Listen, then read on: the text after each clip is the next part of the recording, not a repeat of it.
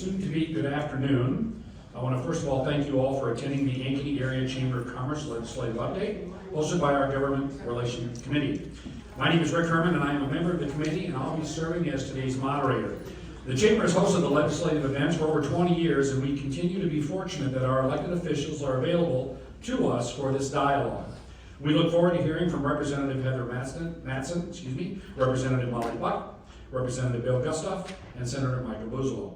Senator Jack Whitmer was unable to be with us. He sends his regrets. The Ankeny Area Chamber of Commerce hosts these events for the purpose of informing and educating Ankeny Area Chamber members and residents of our community regarding political issues facing or of interest to the community. It is also an opportunity for you to have a one-on-one conversation with your elected officials following this session. I am told today there are a few that are going to have some conflicts due to time. If they leave, it's just because they have other appointments. Let's not judge. The update will be followed by the act of civility. Civility is the act of showing regard for others and being polite. Civility comes from the Latin word civilis, meaning relating to public life, benefiting a city. In other words, being friendly and nice to everyone. The format for this update will start with an update from our mayor and Polk County Supervisor. Following these updates, individual questions will be taken from the audience. If you have questions, we have handed out index cards, and they're available from the committee members and on the table in the back of the room for you to write your question. I'll share as many questions with our panel as time permits before we conclude at 1 p.m. All questions will be shared by email with our elected officials following the update. We will also be recording this session and posting to the event on the Ankeny Area Chamber of Commerce Facebook page following. We ask that the recording be used in its entirety if sharing with others. I would like to thank our sponsors today of today's event. As noted on the projection in the front of the room, our legislative update series presenting sponsor is Viridian Credit Union, and today's legislative update sponsor is Snyder and Associates. Please welcome Kim, I'm going to get this together, the Vice President of Community and Government Public Relations for Viridian Credit Union. Great job. Oh. Thank you, Rick. Hopefully everybody can hear me. I'll stand here so I can kind of address all places. So thank you, Rick, and thank you for everyone for being here. As Rick said, my name is Kim Fetheather. I'm the Vice President of Community and Government Relations at Viridian Credit Union.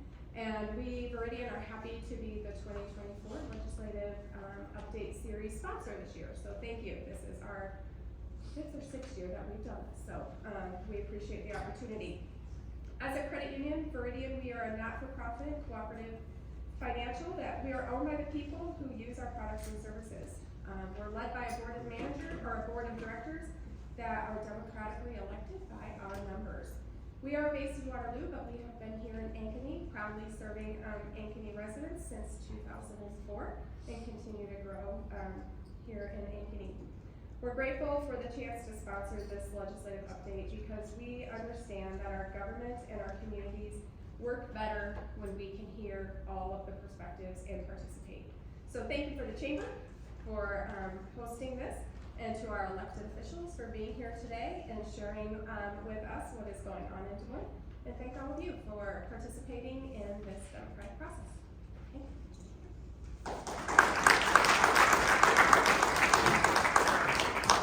Thank you, Kim. That aside.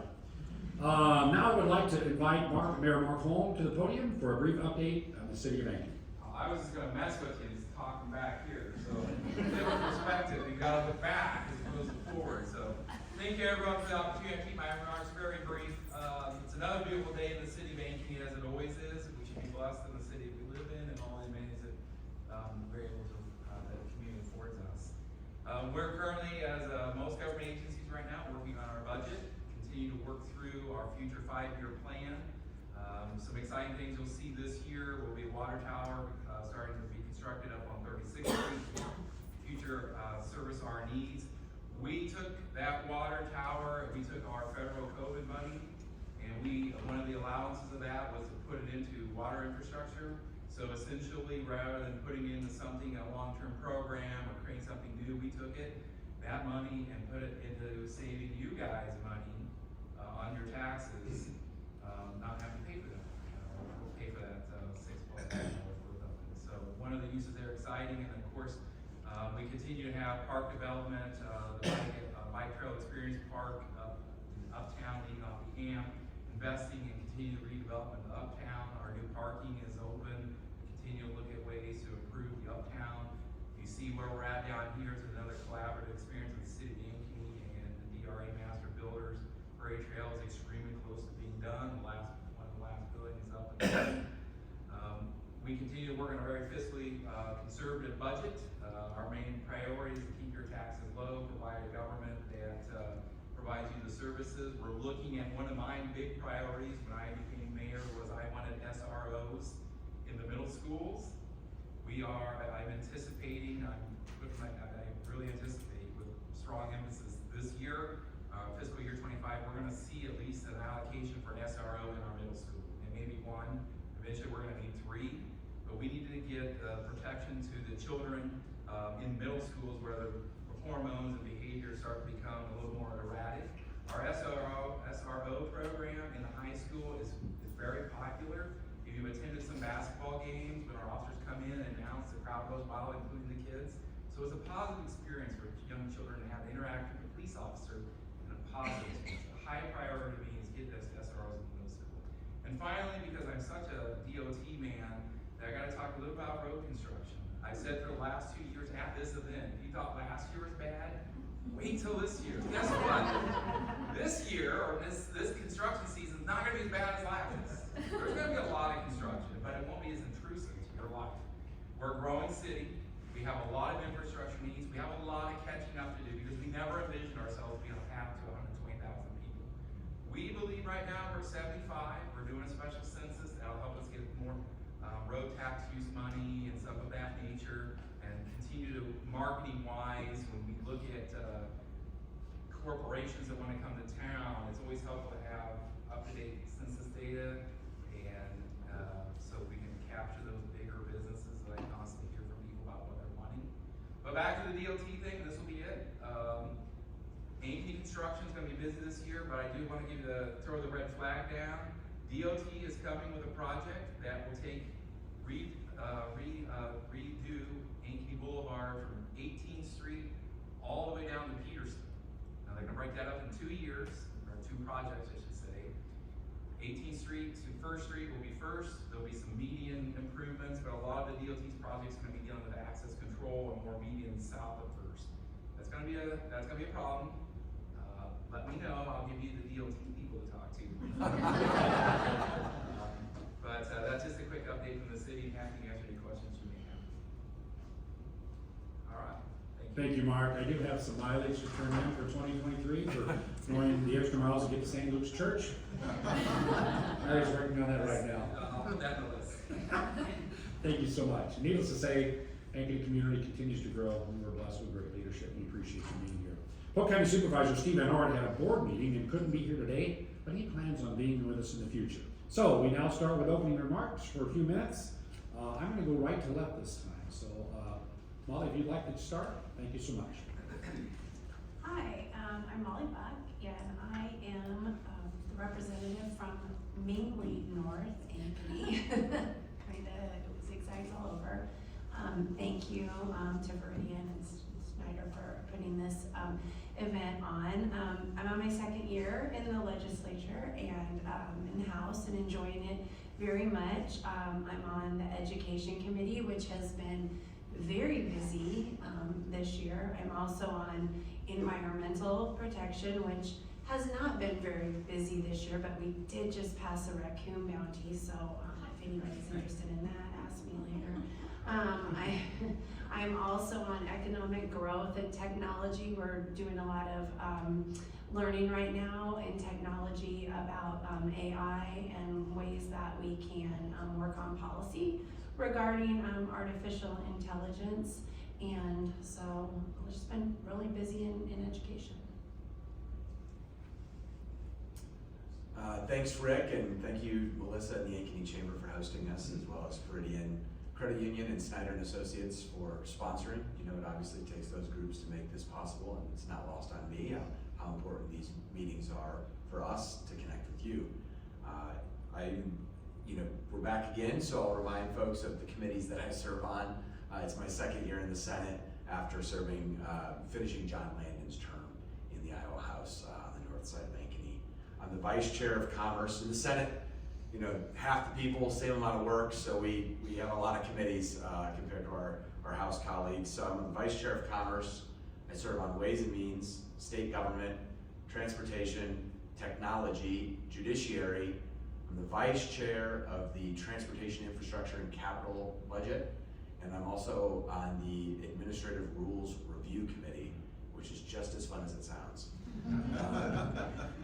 You know, no good deed goes unpunished. So, you know, we're off to a start. We're coming up on the first funnel.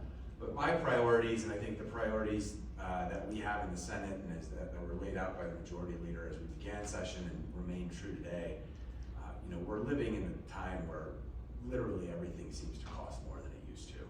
And what can we do at the state level to help Iowa families make ends meet, keep a little bit more of their hard-earned money, make sure that there's jobs that are available in our state, and companies that want to invest in our state to create those jobs, and then sort of get out of the way, because we've done a heck of a lot of things, and we need Iowa just to continue to prosper. And so we'll be looking at how do we lower taxes for Iowans. We started last year and worked on a property tax bill. We've passed an income tax bill eliminating the state income tax on retirement income. Some people in this room that's going to apply to right now, and I think hopefully everybody in the future gets to take advantage of that. But we're looking at it again because we can afford to reduce that personal income tax for Iowans and for all Iowans. And I think that that's important as at the state level, we can't control fiscal policy, and we don't have a big say in you know, the monetary policy that leads to higher or lower interest rates. But we can cut those personal income tax rates for every single Iowan and let them keep a little bit more of their money. Another idea that's out there is investing in our vertical infrastructure throughout our state, taking some of the interest income that the state earns from our surpluses, putting that back into a state revolving fund that would invest in vertical infrastructure and affordable housing throughout our state. That's a bill that I sponsored and has moved through committee in the Senate, and is something that would be focused on creating jobs, helping communities invest in housing, and doing so in a way that doesn't pick winners and losers, but just gets those dollars back to work for Iowans. So we're off to a raucous start at the Capitol, but in reality, it's just part of the process. You know, every single legislator can propose any bill they want. Yeah, that doesn't mean that they're all good ideas, and so we take care of that as well. But really looking forward to your questions and looking forward to the conversation today.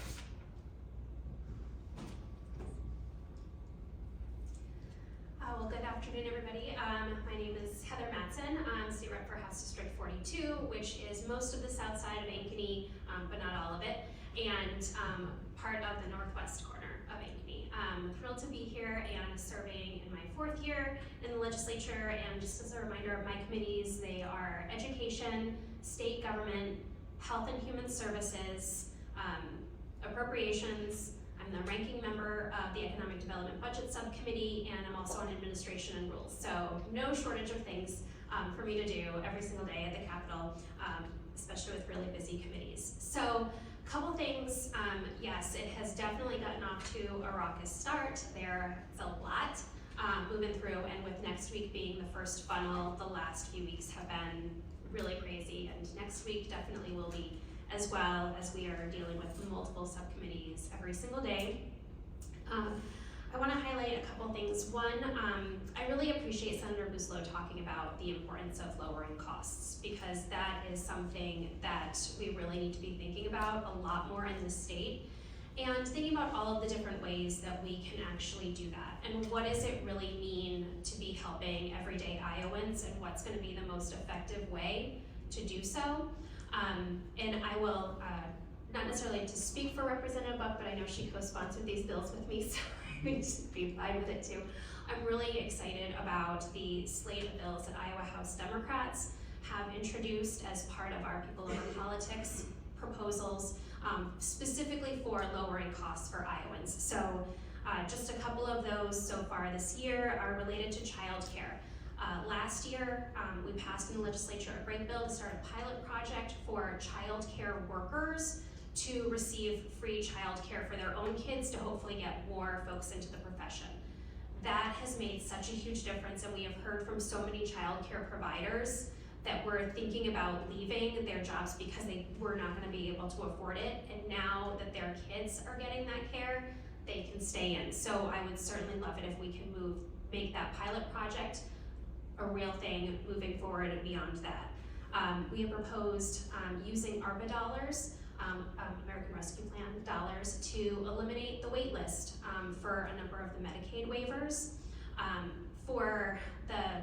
For example, one of the waivers on intellectual disabilities, that waiver, the wait list for that is about 5 years. 5 years to even get any kind of assessment. And we have the money to clear that wait list, we just need the willpower to do it, and so that is something I think we really need to be doing. Expanding the sales tax holiday. Who does not love the chance to save money for 2 days on very specific items? But seriously, it is great. It's great for everybody, and what we are looking at here is how do we expand a program that we know works really well and make sure that more people can take advantage of it. So our proposal would actually extend it to 2 weeks instead of just 2 days, so people have at least 2 weekends to actually shop. It expands the actual dollar amount, which I believe in current law is $100 on specific items. I believe our proposal extends that to $250. And it also expands the number of items. So we really think of it as a kind of not just a get back to school, but a get back to school and a get back to work expansion of the sales tax holiday. We're also proposing to increase the minimum wage over a few years, and we are, because the last time that was done, everybody was in 2007. A lot of things have changed in the meantime. And then a tuition freeze for our region's universities that is tied to additional funding from the state legislature. So just a few examples of ways that we are working to lower costs, and I would be thrilled if we can get a hearing on some of those bills in the next week and actually be really discussing these top things. I have more that I want to talk about, but since in the interest of time, turn it over to Bill. Thank you, Bill Gusta, Iowa House District 40, so I have the other part of Southern Ankeny, and then all of Altoona and Sailor and Delaware, part of Sailor and Delaware Townships in between. It's been a busy session. In fact, it was the 4th week before I even got to set foot on the Senate floor to go talk with people that I needed to talk with, so it seemed like a giant rotunda between us, but it was just running around crazy. Because of my background, I appreciate being able to come and apply my background and knowledge and skills and things there, so I was doing some count between bills that I've sponsored to fix problems, like last year we fixed on the property tax assessment issue, the appeals hearings and things like that, things that I've been tapped for. I'm either sponsored or co-sponsored 46 bills that have specific issues, and most of them are still alive at some level, so they're not all the bad, you know way to kill bad things. I think these are good. I'm a floor manager on 21 bills, and only 2 of those are dead, and that's because I pulled them. They're ones I chose, and I said these are bad bills. So, and I don't know how many subcommittees. There was 1 week I know I had 11 subcommittees that I was part of. So I felt like a blur the first couple weeks. It was just running around like mad trying to do things. So I'm on judiciary as the vice chair. I'm on public safety. I'm on education, and I think in our chamber, education and judiciary get the 2 most bills introduced into them. So that explains some of that. And I'm also on the Administration, Regulation, and Appropriations Subcommittee, which is more interesting than I thought it would be. I get to hear what all these different departments do and see what their budgets really go to, and so listen to the discussions there. Education issues large loom in the session. It's been very busy. Obviously we all heard about AA reform, which is we're looking at, and so far I've been happy to see the state players come to the table. I personally met with no fewer than a dozen superintendents and 3 or 4 of the AEA chiefs, and I can't even count the number. I could count, but I don't have to count the number of emails and phone calls and other things we've done. But lots of input from stakeholders and lots of good ideas. And I think one of the things we run through is everybody agrees there's some room for some reform and improvement, and so we're going to work on that. But that's kind of not it's hot an issue now. School safety is going to be coming up. We have ideas we rolled out of House Republicans this week, and one has a bill and the other will have a bill soon on school safety ideas. Talking about curriculum and history, we passed out of committee unanimous vote yesterday, including Holocaust education in our history curriculums.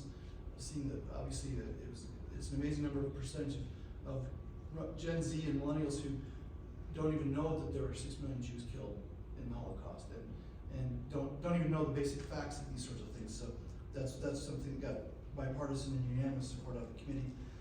Even busier then for me is judiciary. So I get asked, and I've said this at this point before, what do I get to work on? And I said, well, I'm a geeky attorney, so I get geeky attorney stuff. And so, but they're important.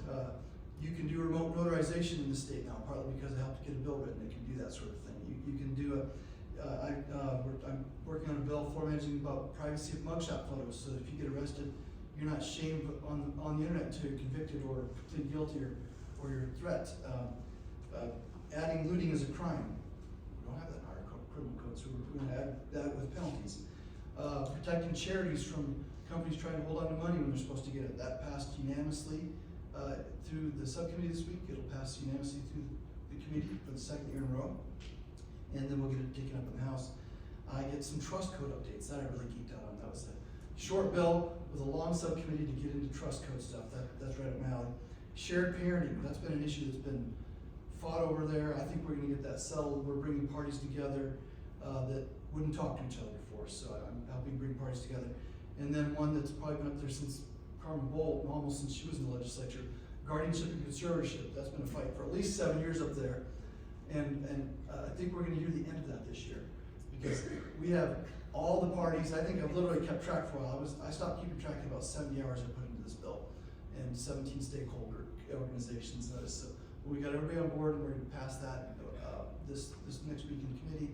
I expect a unanimous vote. So trying to bring people together on issues that are contentious. Some of them are bipartisan contentions, some are just other contentions, but that's the sort of stuff that I get to work on. And yes, Mike's already touched on some of the things. Tax relief is coming. We're digging into those sorts of things and seeing what sort of tax relief we can bring. So it's good to be up there, good to be of service, and I love seeing people come to see us at the Capitol. Thank you. Thank you, Bill. There we were last night, Mary and I talking about trust code things at dinner. Coincidence? You be the judge. Okay. So we now have a few prepared questions, and we have a few more from the audience, so we'll try to get through these quickly to make sure we get through them all. Number one question, what are your thoughts about the AEA proposals / discussions? Heather, would you like to start? Yeah, so I think, as was referenced a little bit, that there is certainly a feeling from plenty of folks, including the AEs for that matter, that everything can always be improved. I don't think there is anyone that would argue that they themselves are perfect or that the organization they work for is perfect, and nothing can ever, not be improved. So my biggest concern with this bill is that 0 stakeholders were brought into a conversation before it was drafted and released. And the impression had certainly been given ahead of time that what the governor was going to call for was just simply a study. And unfortunately, the bill that dropped was the farthest thing from a study. It just completely gutted the AAs and the system. I don't even want to say the system. It is quite frankly a framework of support for our schools and for our kids from birth to age 21. And I think it's important to remember with the AAs in particular and public education, and really all education as a whole, because this is for all of our kids, not just public school kids, that the reason the AAs were created to begin with was to ensure equity across the state, because some districts are really big and could theoretically do all of these things themselves, but others cannot. And so I think it is perfectly fair for us to do some kind of study to see if there is a way that these services can be done better, more efficiently, anything like that. But with the bill as it exists right now, I have a lot of really big concerns because, again, stakeholders weren't brought into the conversation to have it. So I'm glad that it's kind of like on pause in the House until we can kind of get a better sense of what that stakeholder good support would be. Mike? So, as I mentioned earlier, I do not serve on the education committee, so I've certainly heard from the community, attended school board meetings, have met with Superintendent Pruitt here in Ankeny, and been listening intently to understand all perspectives on the bill. And since 1975, when AEAs were created, every school district in Iowa, except for one, has had to mandated that they work with an AEA and pass through all of the money to the AEAs. The only school district that hasn't is Des Moines Community Schools. And the reason Des Moines was exempted 50 years ago is because of the common sense idea that Des Moines argued, and it made sense to the legislature then, that the duplication of services at the AEA that were already being done by Des Moines Community Schools shouldn't overlap. Should pay twice for what they're doing already once. I think that in listening to our community, we know that AEAs play a hugely important role here in Ankeny. At Ankeny schools, we have 12,671 kids. 1,561 of those kids are on special education plans. It's about 12%. What I'm still seeking to find out is how does that 12% compare to other districts around the state? Like, do we have more in Ankeny or less? I don't know that answer. Compared around the nation, again, I don't know that answer. And then, how has that changed over time in Ankeny? Right, is 12% more than it was 5 years ago? Is it more than it was 10 years ago? Is it more than it was 25 years ago? And then finally, how are we doing it actually doing the education? How are those kids achieving? Are we moving kids on and off those programs? Is the AEA system working as a whole? Those are the questions that I have as I've been listening to folks tell me about where their perspective is. But as Representative Mattson noted, I think any system that's 50 years old and receives hundreds of millions of dollars of taxpayer money is always deserving of, are we doing it the right way? Are there things we can improve? Are there things we shouldn't? And I think the idea that giving Ankeny schools and other school districts in Iowa some of that freedom and flexibility that exists for Des Moines already does make some sense. And I do not believe that it would be, and I would not believe that it should be, something that is a existential problem for our AEAs. Obviously, Ankeny is different than, say, Sumner, Fredericksburg. Those are two different school districts with two different needs. They're going to use AEAs, and their region is going to look different. And so we need to also take into account that different parts of the state have different needs, and the AEAs work together in some ways differently here than they might in Northeast or Northwest or South Central Iowa. So that's the approach I'm taking to it. Again, I haven't served on that education committee, so I never saw the bill. I know they amended it in the Senate, and it's working its way through the process. And I'm going to be somebody who keeps listening and keeps trying to work to be solutions oriented for Ankeny and for our constituents, and for what I hear here, but also what makes sense for Iowa. So thank you. Molly. Thank you.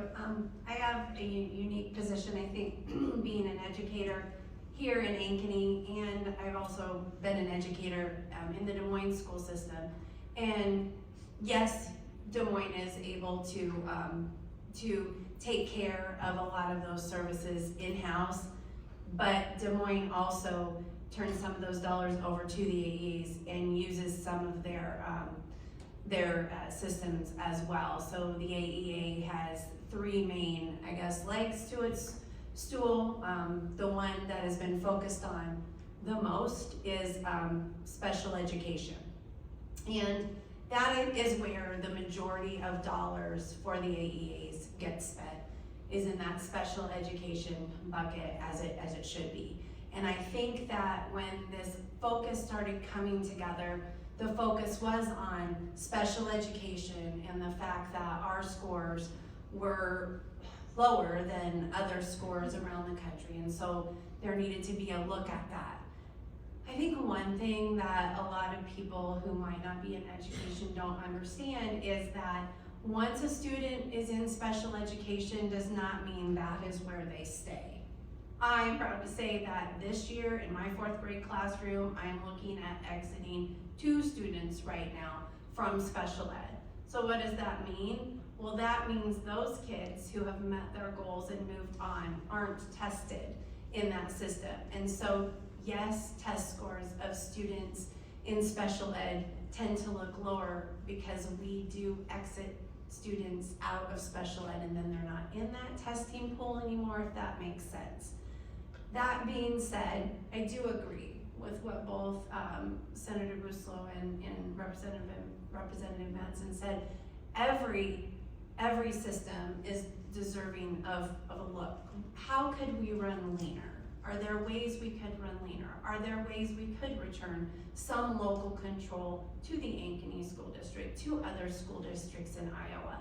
And those deserve to be looked at, but I think we have to look at those with educators on board, with administrators on board, and not with just the eyes of an outside of Iowa company that came in and said, this is what you need to do. I think that when you look at making corrections or changes to a system, it deserves to be done with a scalpel and not a machete, which I feel the bill that came down, at least in the House side, really felt like just a machete approach to everything. And I would also like to point out that, to Senator Buslow's point, larger districts like Ankeny could absorb a lot of that cost with those dollars just fine. But we have a duty to all students in Iowa, and we need to make sure that when we make the changes that we want to make to the AEAs, that we don't inadvertently make a system that is skewed, that leaves some students out, that leaves some students with less, that leaves some districts with less, and so they're not able to provide the quality education that we want for all Iowa students. So I just think we have to bear all things in mind, and I would really like to see it be more of a study than a demolition. Larry, I commented on it in my opening comments, echoing a lot of those. So the only thing I'll add to it is, you're hearing, yes, there's confirmation, everybody's saying there's room for improvement. Here's what I try to do. So some of these tough issues that have been there a long time that I'm able to get solved, it's because I try to pierce through the talking points, pierce through the hyperbole. You know, I always try to tell my kids and others when they're advocating for things, the best way to start with getting somebody to agree with me is not saying, you're ugly and stupid, now listen to me. So, you know, so just trying to pierce through that sort of stuff and put aside all the emotion of it, and I'm trying to look at it, and I think that's how we've gotten difficult issues resolved out there, by bringing parties together and hearing through it. Yes, I'm gonna get people who charged on both sides with their emotion on it, but trying to hear through it, to pierce through those things, and have fact-based solutions. And so there are facts that point to the need for reform, but there certainly are things that I didn't understand about AEAs, and I felt a little uncomfortable. In the House, we didn't advance the bill, because we felt a little uncomfortable that didn't quite have enough grasp on it to advance it, even if there were good ideas in that bill, which I think there are. Thank you all. Question number 2, what is your position on HF 2221 that proposes to eliminate counties or cities from imposing limits on rents for residential and commercial property? And then what will be in place to protect small business here in Ankeny? Heather's bill. It's my bill. Oh, So- well, Heather, why don't you start? Well, great, because this is what I was going to talk about in my intro. So thanks for just giving me the opportunity. So HF 2221 just simply takes out the preemption in Iowa code for cities and counties to be able to address their own housing needs in a way that meets their community's needs. So it takes out the preemption, which has been in code since 2000, that currently says that cities and counties cannot do anything related to rent ordinances. So this really came to me during the interim because I had some constituents, seniors in particular, who are living on a fixed income, who came to me and told me that their rent is going to go up by 7.5% next year when their lease is up, and how that was just fundamentally unsustainable, especially on a fixed income. And so the initial request of me was to try to do a 3% statewide cap on rent increases. And I said, I don't think that that's a reasonable way to approach this. But let me think about what would make sense. And so in doing some research, I started looking at what other states do, what other cities around the country do. And I came across two examples in particular, St. Paul, Minnesota, and Tacoma Park, Maryland, who both have, well, I'll start with St. Paul. In 2021, their voters did a ballot referendum asking for rent stabilization. And I'd like to be clear that this is not old school New York City rent control where they say, oh, you know, your apartment can never cost more than $300 or something completely crazy like that. This is rent stabilization, which is actually really different. And the city of St. Paul took this, you know, they took the voter referendum, and then what they did was they put together a really thoughtful stakeholder group of people in their community, including developers, landlords, you know, residents, and they did this really thoughtful 300-page report recommending things like a 3% cap, but including a huge list of exceptions so that, you know, if a building owner is like, these are the, you know, tax situations that we are running into, or insurance rates are going up, or here are the improvements that I've made to my building or that I want to make to my building, then they can simply go to the city, ask for an exception, and get it. But in the meantime, what's also happening is that renters have some kind of predictability in their housing costs. And I also think of how so many folks who perhaps are homeowners and, you know, would love to sell their house and move into an apartment so they don't have to deal with maintenance anymore, but maybe they've paid off their mortgage and they are used to a lot of predictability in what their housing cost is, and right now there is absolutely no predictability for them in the rental market. And so again, it is not, number one, it is not a mandate. There would be no requirement for any city or county to do anything at all. It's literally just giving them the ability to do it if they want to. The other place I'd talk about is Tacoma Park, Maryland. They have had a rent stabilization ordinance since 1981, and they consider it their primary affordable housing program. It helps turn over housing stock, it helps provide predictability in the rental market, and they also have, this year they do it a little bit differently. This year their cap is 3.7 with a bunch of exceptions as well. So I would encourage everybody to just think a little bit about how in this state we rightfully do a lot in the legislature when it comes to supporting homeowners through property tax stuff, and, you know, always thinking about how we help people with costs when it comes to property taxes. I think it's really important that we also think about how we support renters, and I think this is just one tool in the toolbox in giving power back to local governments to do the best they can for their residents in their cities. So thanks for the extra time to talk about rent stabilization. Bill? So, I don't know about this bill. I mean, just as, if I were to ask Representative Manson about my Senate House File 2366 on charities and IRAs, she'd say, I don't know about that, though, right? So, it's not on the committee I'm in, and I see that it passed subcommittees, so I don't have an opinion on the bill yet. I certainly try to look at them every time I get a chance. I wait till bills come in before me, because you can't read all the bills that are introduced at the Capitol. It's not possible. Anybody who tells you that, they're all agreeing. So anybody who tells you they are, they're lying. So it's just not possible. So we tend to focus on the ones before us, and or ones we have an interest in, or one of our colleagues brings to our attention. So this having been brought to my attention, I'll look at it, but I can't say I have an informed opinion currently. Molly? I'm excited to say I do know a little bit about this bill because Heather's known. I believe one part of that question is how this would affect small businesses, if I was correct.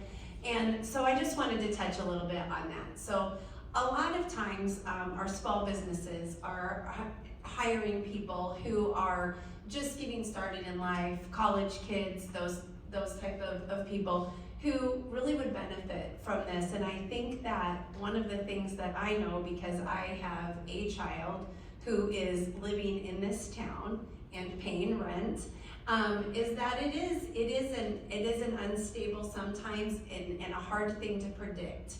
And those make the kind of jobs that you can do and can afford kind of hard. And there are times when my daughter has said to me, I might be better off if I go to Des Moines where blah, blah, blah, right? And I think it would be good for Ankeny and to have some thoughts around rent stabilization. It can be very, very, very expensive and hard to predict. I also just would like to, point out some things that Heather said. I love things that aren't mandates.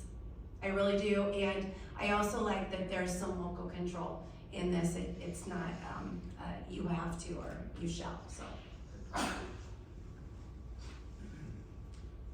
So this is a House file and is working its way through that process, so I certainly cannot, as Bill alluded to, have not studied the bill in depth. So, what I do think it shows as an example of, though, is what I love about serving in the legislature. And it's because we all, I think, recognize as Iowans, and what we hear from not just Ankeny, but people that come to the Capitol all the time, is that affordable housing is a challenge in our state. Whether that's in Ankeny or Algona, Clear Lake or Coralville, finding housing that can meet the needs of a family who's starting off in the workforce or wants to stay in their community and downsize. Those are tough challenges throughout our state right now. And the reason I love sort of this as an example is because what still happens at the Iowa legislature, well, things still happen at the Iowa legislature, and that'd be different from DC altogether. But what happens is you have people who come at problems and who see the same problem, who believe that everyone has good motives to solve that problem, but come at it from totally different ways. So I would never approach the affordable housing challenge through rent control. That's just not my philosophical approach to that challenge. And because I believe in least government mandates, and because the way I look at that, the market as a developer, as somebody who's going to develop and build units that are available for rent, the number one expense that they face is the interest expense that they pay on the debt that they use to build that project. The number two expense that they'll pay is property taxes. The number three expense that they'll pay is insurance expenses. And if we control on that rent side of what's going to happen, it does not take into account their ability to absorb something that just happened in the past 2 years, which is the increase of the valuation of a building that they thought was worth one thing one day and is worth something totally different the next day. The same is to come back and say, to be true of seniors. Again, same folks, right, that we talked about, but seniors who are on fixed incomes have a house that they don't make any more money this year, typically. They're not going to spend much more money, so their income tax and sales tax are going to stay stagnant. But just because of the hypothetical increase in valuation to their home, they're going to owe a little bit more on property taxes. I would approach this problem, I guess, by approaching it through both in terms of the expenses that those folks have to pay, the property taxes that they have, and controlling it on that side, rather than controlling on the rent control side. But again, have not studied the bill in depth, but do enjoy the fact that it comes at a problem that we both, all sides recognize, and that's Iowa, that's the legislature compared to DC, where they're gonna go throw stones at each other about why each other hates the other person's biggest proponents. So, that's not how we do business. Thank you. We're going to try to get through as many questions as we can. So what we're going to do is we're going to try to compress the comments, which could be a great thing, but then again, it could also, yeah. But anyway, we do want to get through as many questions as we can. So here's what we're going to do on our answers now. Maybe just a little shorter because you get through them, all right? Okay, moving to school start date before August 23rd would impact tourism spending in the month of August. What is your position on 3 bills that have been introduced? Mike, would you like to start? Don't serve on education committees. Tightly crafted compromise a few years ago. Certain states, Wisconsin, Minnesota, start after Labor Day and seem to have tremendous success with their kids still in school despite starting later. So I think we need to make sure that we have a balance for the needs of the district, which I know I've talked to Superintendent Pruitt about that school end date. Ironically, that's what you're really talking about, school start date. And also places like Ankeny, but also Okoboji and the river towns, the coastal towns that are impacted greatly by work and tourism of people coming there. So it's a tough balance. It was a tough bill years ago, and I think it'll be a tough thing to change. Molly. I've served on our calendar committee and I have seen survey results of what our community wants. And I have said to many people, we're not changing the number of days that are in summer. And so you still get all of your tourism days. They're just not the same days necessarily. And all we're asking for is a 2, maybe 3 day flex so that our kids do not have to start school on a Friday. I am in support and will support education when it comes to our being able to align to our community college schedule more easily, and when it comes to being able to start as soon after the state fair as we can, and in a way that works for our community. So I'm in support of that. Mr. Gustav. Yeah, I was in the cheap seats when they had this tough compromise years ago. You know, nobody's made the case to me that we need to go rip that scab off at this point necessarily. And you know, I've got Adventureland in my district. We have the state fair right next to us. It was a compromise done then. My gut reaction is kind of like, well, let school start and stop when they want. That would be kind of my gut. But again, I know there was a tough compromise. There were agreements and deals made. So I'm not yet convinced we need to readdress this, but I'm not opposed to it either. I told the sponsor of that bill that I talked with them further about it. Heather? I agree with Molly. Okay. See?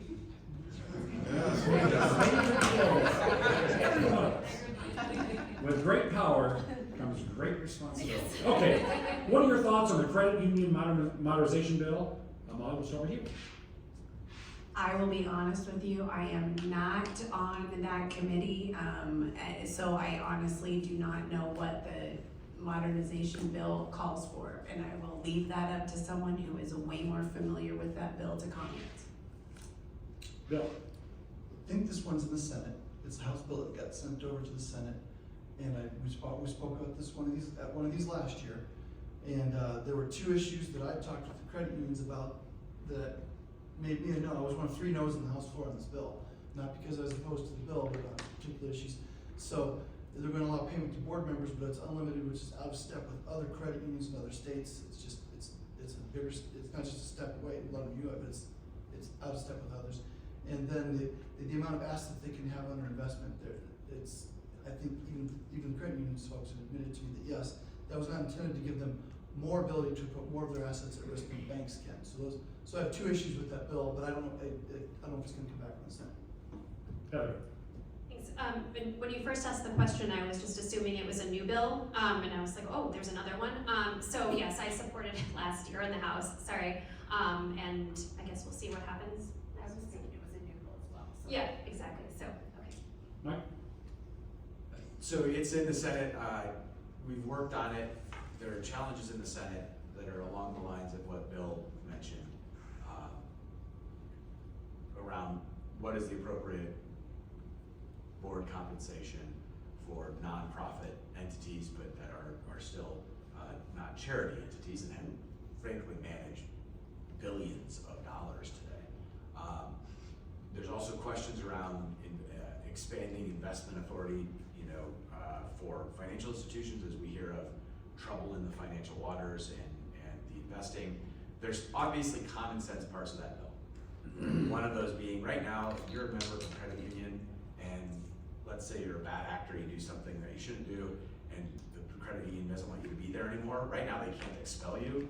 Well, that's common sense. They should be able to expel members, from those credit unions. Also, updating how government deposits at a credit union are insured. There's some common sense things there.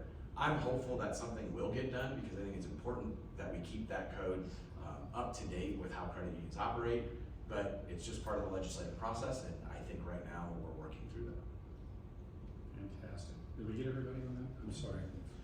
So much job. Okay. Please comment on SSB 3122 relating to decertification of labor unions. How is employee input factored into this bill?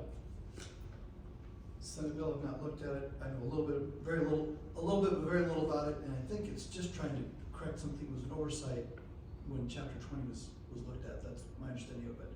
That's all I know at this point. So. Heather? I have not had a chance to read the bill yet, obviously, because it's in the Senate, but my brief understanding of it from what I have heard from folks is that it is a further attempt to continue to dismantle collective bargaining for our public employees, which I have a fundamental problem with and was deeply opposed to in 2017. So I will of course take a look at the bill should it make it over from the Senate, but if it is the case that it is continuing to dismantle collective bargaining, I would be opposed to it. And just so you know, HSB, I forgot about this because I've done this for a year, and SSB, it's the House and Senate. You see how we just figured that out? Brilliant up here. Senate study bill, House study bill. Thank you. So Senate study bill, I'm not read the bill. It sounds like it'd be a workforce bill in the Senate. I'm not on that committee. I also, just by their two responses, see kind of where the lines are drawn on it. You know, I've not reviewed the bill, so I don't think I think it'd be premature to offer much more than what I just said. I've not reviewed the bill because it's in the Senate, however, I am on the Labor Committee in the House, and I really have a problem when we talk about decertifying unions, getting rid of anything that pertains to collective bargaining.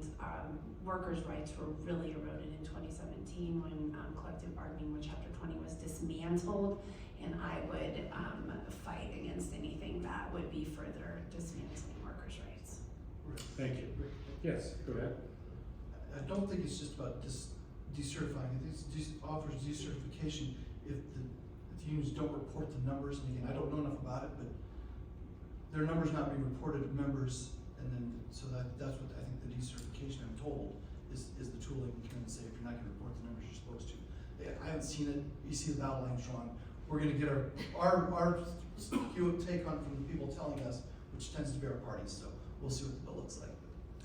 Which kind of goes back to that wonderful civility we talked about earlier. That's what this is about. So we appreciate that, and yes, that's what we're supposed to do here. So thank you. Last question. What does being welcoming mean to you, and what is its impact on workforce expansion? Molly, we'll start with you. I think there's a lot of parts of being welcoming, and I think part of that is being able to accept people from all backgrounds and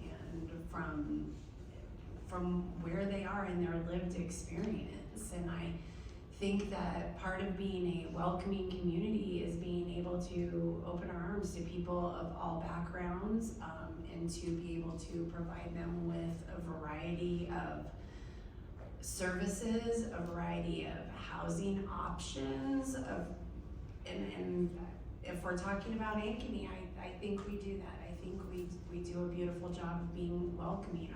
Our schools are diverse, and our schools are welcoming, and our community has a variety of job opportunities. We have a variety of housing opportunities. We're coming up with more of those, so that's my opinion.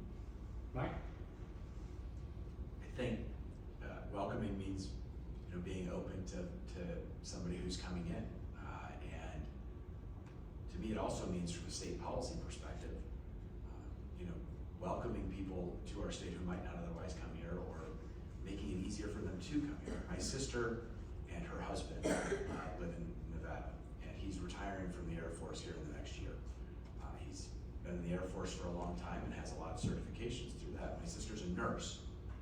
I think we ought to make sure that it's easier for people like my brother-in-law and my sister, who's a nurse and been a nurse in Florida and been a nurse in Nevada, to be a nurse in Iowa. And for my brother-in-law, who's a fighter pilot, we don't have a lot of fighter pilots in Iowa, but he's a pilot, and you know, make it easier for him to be able to come to Iowa and apply the skills that he's learned and the certifications he has without having to jump through a lot of hoops, considering the United States government considers him responsible enough to pilot a $150 million airplane. And so for me, that's the welcoming is, we are so Iowa nice here, and I think this panel demonstrates it, and the way we deal with each other. But it's also like, what can we do in terms of a policy standpoint to welcome people here? And for me, that says, how do we make it easier for those certifications and people to move here, to live here, and thrive here? So that's the way I look at it, and I would hope, and I would echo what Representative Buck said. Like, I think Ankeny is a very welcoming place, and I love sharing this place with visitors that come and visit me from out of state and, you know, have never been here, and they walk away like, you know, this place is Iowa, you know, this is great. So I take a lot of pride in our town here. Eric? Yeah, I mean, I'll add that I take a lot of pride in our town as well, and as evidenced by the fact that I convinced my parents to move here from Maine, so you're welcome. We're the two newest members of the Ankeny community. But in all seriousness, I do think that it is incredibly important that we focus legislative efforts on how we are welcoming, not just for bringing people into the state, but for people who are already here, right? And reminding all of us that everyone is welcome in the state, regardless of their background, regardless of their lived experiences. And I think part of being a welcoming place is actually having events and experiences that really reflect a variety of backgrounds and bring more people into our shared spaces so we can all get to know each other better and to learn from each other. And so that's how I think a little bit about being welcoming. I also think that a welcoming place makes sure that everyone is safe and secure. A welcoming place is where you know your voice will be heard. A welcoming place is knowing that you have economic security and economic opportunity. I think all of these pieces really kind of go together, and it's really important that we don't silo them and that we think about what everyone's unique needs are, and we think about as a community how we can best meet them. I think the national rankings and ratings that Iowa's seen over the last 3 to 5 years tell a great story. The U.S. News and World Report gave us ranked several things. They rated Iowa #7 as the overall best state to live. Bankrate ranked as the #1 state to retire. I can't find them here quickly, but you know, rankings on places to raise a family, places to start a business, affordable housing. You know, we're seeing people come to the state of Iowa, and that's for a reason. I think we're welcoming place, always with room for improvement. That was a short answer. My God, you guys take direction well. Well, first of all, I want to thank all our elected officials for your time today, and obviously that you generously gave us and all the attendees who participated. Again, thank you to our presenting sponsor, Viridian Credit Union, and our event sponsor, Snyder & Associates. And I gotta be honest with you, I enjoyed those cookies.